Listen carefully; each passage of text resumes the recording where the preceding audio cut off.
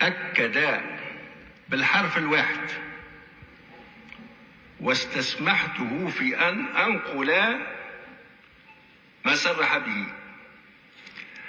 أن مقترح القانون هذا سوف يضر بالمصالح الخارجية لتونس،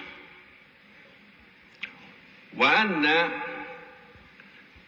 الأمر يتعلق بخانة الاعتداء على أمن الدولة الخارجي،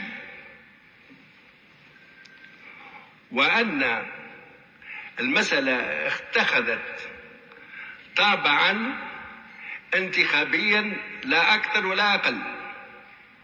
هذا هو موقف رئيس الجمهورية الذي صرح به بحضور النائبين الأستاذة سوسن مبروك والأستاذ أنور المرزوقي.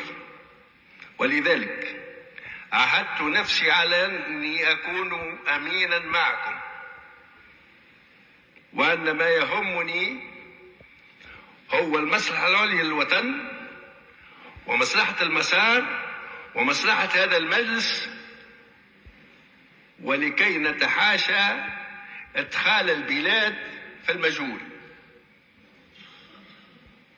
وسأمر إلى ما تقترحونه، وكلنا مسؤولون عن مواقفنا لا أكثر ولا أقل.